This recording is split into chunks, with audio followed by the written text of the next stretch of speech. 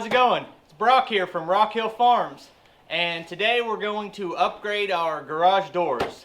This is a project that I was already considering doing, and then I kind of got a bump in the right direction to get it done because we smashed the heck out of this door with my tractor.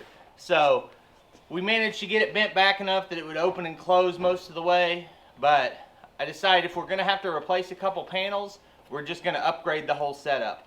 So we've got 3 new panels here that have glass windows in them, and then a couple of replacement panels, and we've got a garage door opener that is going to go on the back door. Previously we have 1 powered door and then 2 manuals. We're going to switch the one back here to a powered door, and I've got a professional installer here ready to get it started. Alright, so I'll show you the section that we smashed with the tractor. You can see it's bent here and there. The worst thing is that these rollers got knocked out here and it couldn't really get them bent to where it would slide smooth. Alright, there's one of the new panels. This is just a replacement. So, since the windows go up higher, will you have to do that first? Yeah, I'm gonna go ahead and replace both the bottom 2 sections that need replaced first. Yeah. Just because it'll make the door a little bit more even, and I know it's secure. And then once I get those 2 put in place, I'll go ahead and put the glass section in for it. Okay, I thought you had to put it one in the middle. I thought you had to bring it up from the bottom, but you can put it right in. I'll put it right in. Okay. And I'm gonna actually use that come along, where would I put it, and a cable pull to act as my spring. So I'm gonna pull your spring tight and allow the door to just release and set down into the track itself, so that there's no weight on the springs at all. All right. Otherwise, you would never want to take loose anything attached to the cable, because that's pretty dangerous.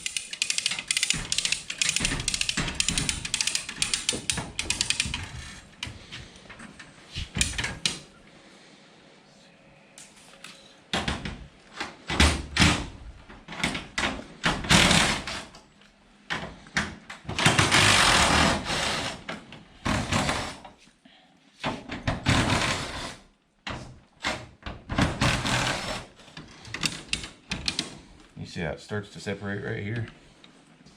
Oh, dang. Yep. That come along has now become your spring tension.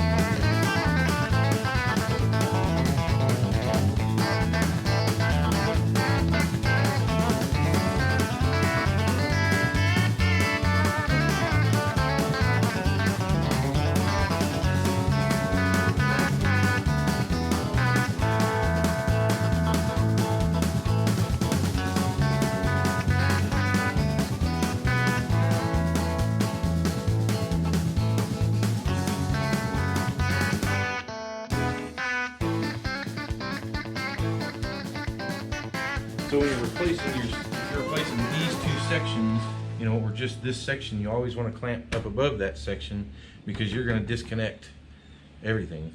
So if I'm replacing this, I want to at least clamp here because I'm going to disconnect down here, and this section has to be free to move. But I went ahead and put it up there so it's up out of the way and I'm not fighting it everywhere. That'll hold your sections in place that you're not taking out, because when I start using that come along, it's back winding that spring, so all the tension is off of that spring. So these doors are floating, or these sections here are floating, and that's holding them. I got one on each side.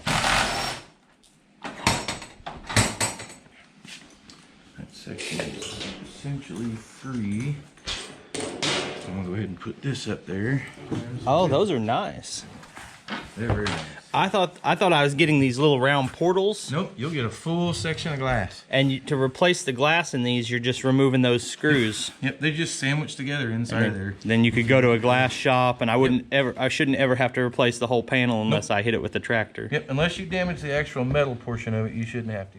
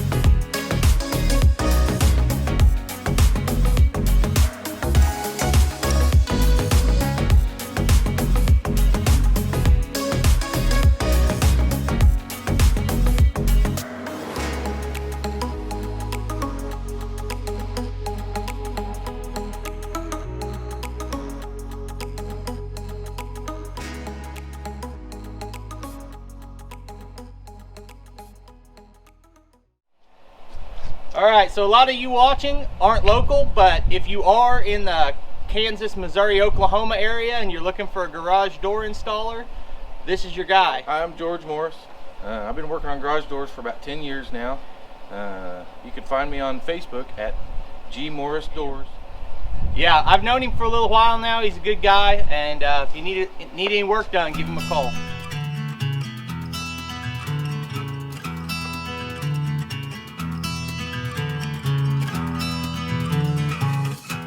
Okay, so the only thing we did on this garage door is install one middle panel with the windows.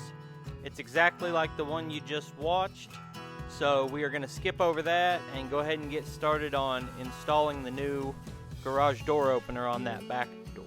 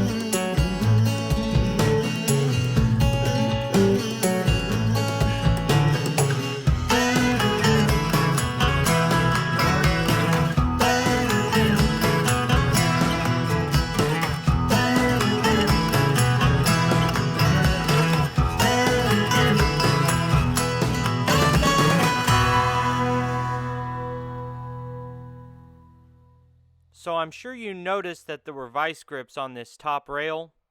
It's because we have a 10-foot garage door, and they sent us out an 8-foot rail and a 2-foot extension, and the kit that they sent didn't quite match up, so we had to drill a couple of holes just so we felt comfortable that that rail wasn't going to try to flex whenever the garage door opened or closed. Out of bed, and I still got you in my head from all those pretty words you said. It's like I'm wasted. Every time I see your face, I'm losing track of time and space. I don't know where I am. It's like I'm wasted, and I won't waste it. And I promise that I will stand by you forever. I can't get you out of my mind. I will follow you wherever, and I won't waste it.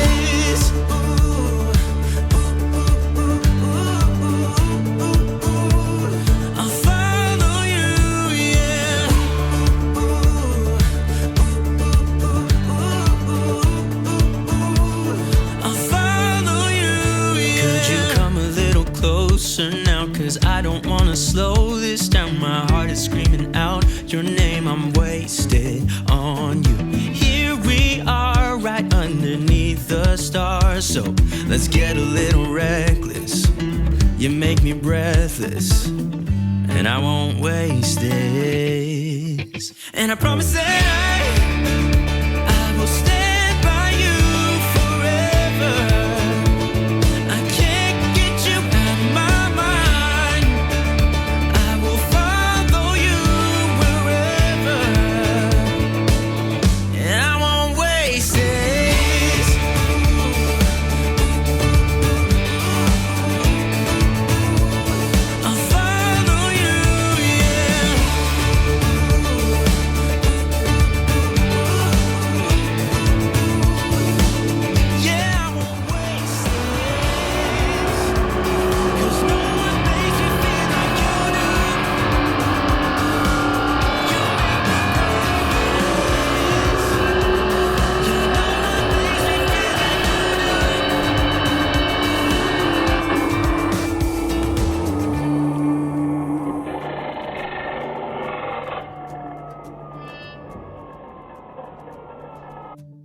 Promise that I will stand by you forever, and I won't waste it.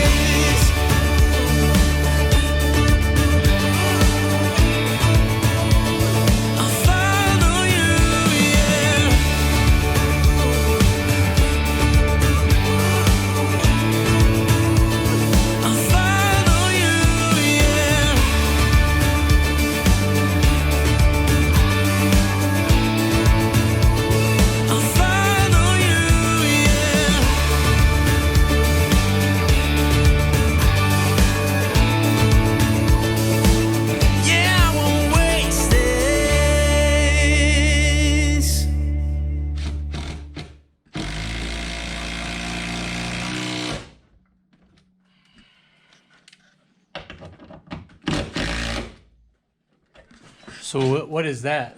That thing you were moving? This here, that's the actual trolley that pulls your door. You know, this portion is attached to your chain. And in this lever here, your safety release, that actually allows you to manually operate your door. Okay. When you click that up, that locks it into place in that trolley rail, so that when you operate your opener, that's what, you know, as the chain moves around, that's what pulls it. Okay. But when you pull the emergency release, you can move the door wherever you need to move it. So then you need to put the door back in the same spot to pull that again? Technically, yes. But say you got your door halfway up, you're working on it or doing something, you just need to add a little bit or whatever, you can release that, right? But as long as you push that lever back up, whenever you open or close your door, the opener will, that catch will grab a hold of that wherever the door is. Oh, okay. So you don't have to bring your door down to it or bring your door up to it. You can bring the operator to the trolley itself.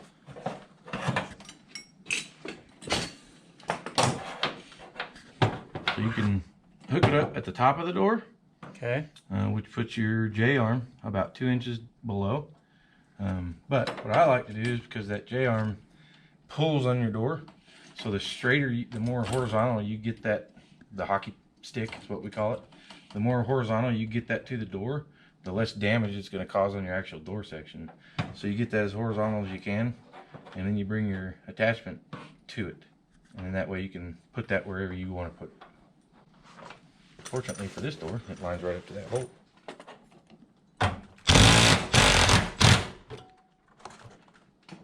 In case anybody needed to know, if you're confused at which direction this attachment needs to go, if you look inside here, it does tell you up. So it points to the word up. Because if you get that, the way that travels inside of that attachment, if you put it upside down, it'll tear a hole in your door. I'm sure a few people have done that on accident.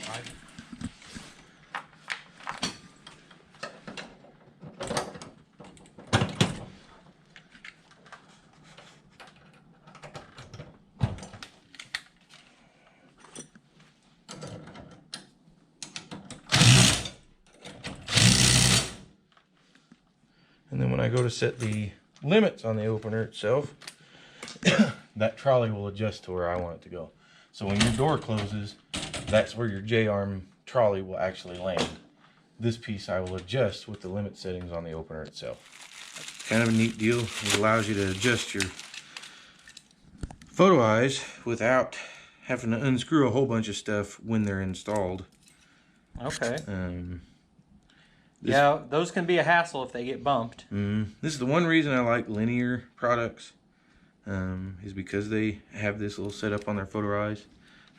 Most other companies won't do it.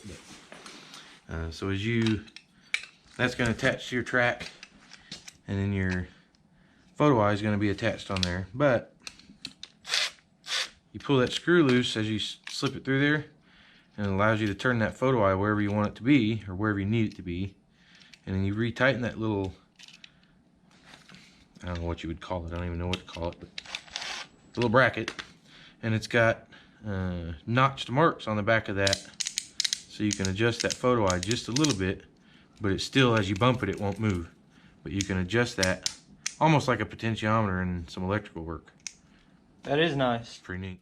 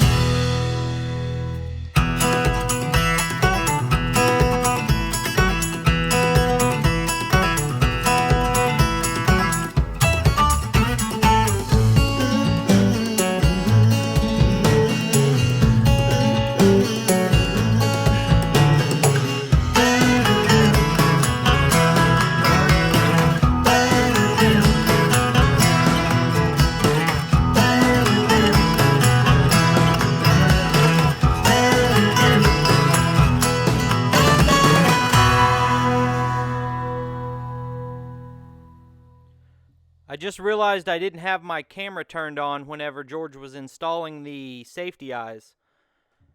But they're on and working.